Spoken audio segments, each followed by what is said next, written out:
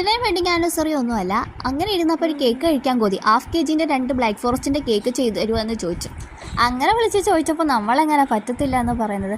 ഞാൻ പറഞ്ഞു ചെയ്തു തരാമെന്ന്.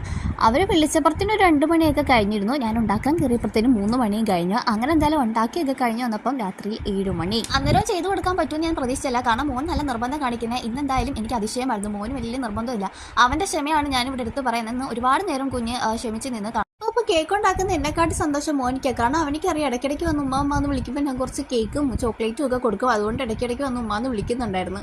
ഇവിടെ നിന്ന് വെപ്രാളത്തെ ചെയ്തുകൊണ്ടാണോ എന്ന് അറിയത്തില്ല. ഇടയ്ക്കൊക്കെ കേക്കിൻ്റെ സ്പഞ്ച് കാണാമായിരുന്നു. അതെനിക്ക് നല്ല വിഷമമായി. എത്ര ക്രീം അങ്ങോട്ട് ചെയ്തിട്ടോ അതങ്ങോട്ട് ശരിയാവുന്നില്ലായിരുന്നു. അതുകൊണ്ട് എനിക്ക് നല്ല വിഷമവും ഒരു മനസ്സിനെന്തോ ഒരു വെപ്രാളമൊക്കെ ആയിരുന്നു. അങ്ങനെ ഒരു 7 മണിയൊക്കെ ആവാറായപ്പോഴത്തേനും കുഞ്ഞുമ്മയുടെ കയ്യിരുന്ന് ഉറങ്ങാൻ തുടങ്ങി. അപ്പോഴത്തേനും എനിക്ക് നല്ല വിഷമമായി അവൻ്റെ മുഖം കണ്ടിട്ട്. കാരണം നമുക്ക് കസ്റ്റമറും വലുതാണ്, അതിനെക്കാട്ടി നമ്മുടെ മോനും വലുതാണ്. അങ്ങനെ ഞാൻ പെട്ടെന്ന് ഓടിപ്പോയിട്ട് മോനെ ദേഹമൊക്കെ കഴിച്ച് ഫുഡൊക്കെ കൊടുത്തതിന് ശേഷം ബാക്കി പരിപാടി വന്ന് ചെയ്തത്.